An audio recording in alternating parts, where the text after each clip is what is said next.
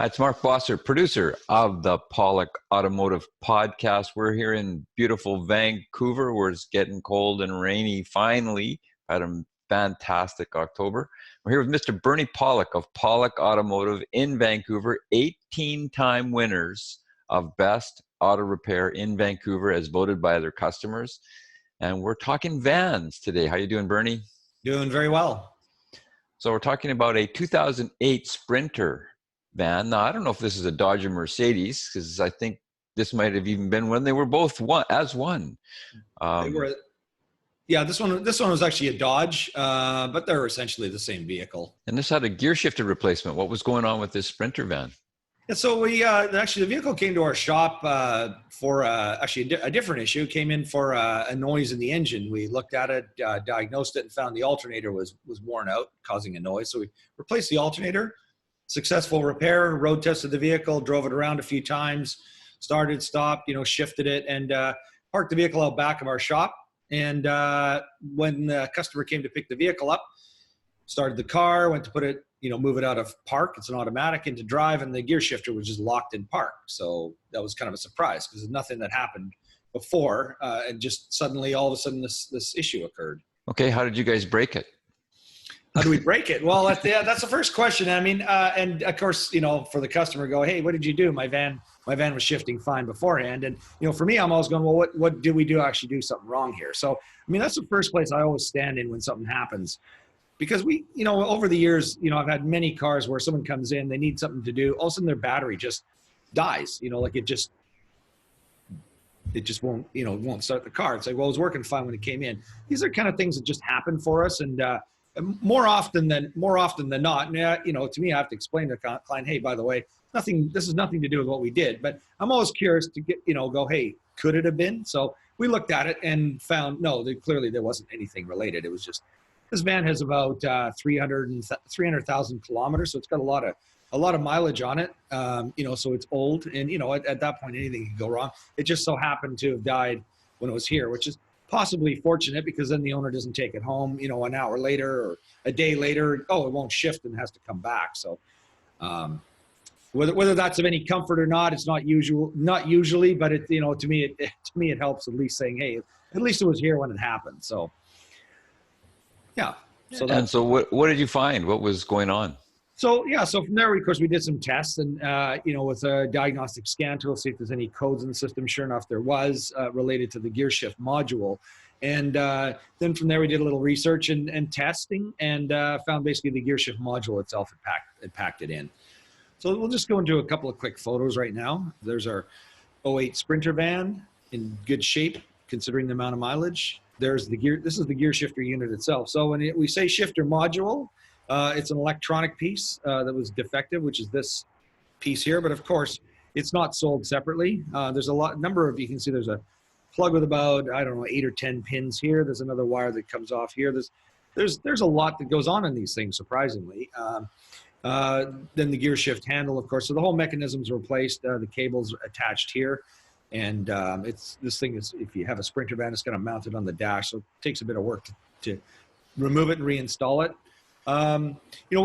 What is inside the shifter, of course, is as you move the gear shifter into different speeds, you also have the ability to move the shifter. It just goes into drive, but at the bottom, but you can also manually shift gears at that point. So you move the shifter sideways and you manually shift the gears up and down. So that's what adds some of the complexity to the shifter. There's also the interlocking mechanism, of course, that prevents it from unlocking from park. So were there any other items you had to look for or look at while you were diagnosing what exactly the problem was? Well, we work on a lot of Sprinters. This is the first time we run into a shifter issue like this. So, of course, we want to make sure we get the diagnosis right, because it's, that part's pretty expensive. We don't want to say, hey, replace this piece and it being the wrong item. And with a lot of Mercedes, or any more modern vehicles, a lot of these modules, they talk to each other. They need to be programmed to speak to each other. So we did some research, on what possible cause shifter problems, and so came up with a variety of things through various forums and some of this, some of the search data, some of the repair information data we have, where you could simply do a flash reprogramming and it would make the module work again. We also, I mean, I look at forums just for bits of information, but I find, most of the stuff there is quite frankly useless. There's so many opinions. Oh, your brake light bulb could be burnt out, and this and that happens. And these are all things we look at and make sure, and those are good things to test. But of course, in this case, what it really came down to, there was a technical service bulletin from Dodge, but that bulletin was issued almost right after the vehicle was manufactured. And I'm thinking, this vehicle, it's 10 years old, over 10 years old now, 300,000 kilometers. That gear shifter's been moving around a lot. Clearly the part's just worn out from age. So some of the tests we did, we verified it was communicating in some areas, but not in others. There's something wrong and broken inside the gear shift module. So that's how we determined it. But just a word of caution, if you're looking on forums, just be careful that you're getting the right advice, because there's so much opinion out there that's really not of any value. It's just, it's like just falling down a rabbit hole of useless conversation. So how complex is this repair job?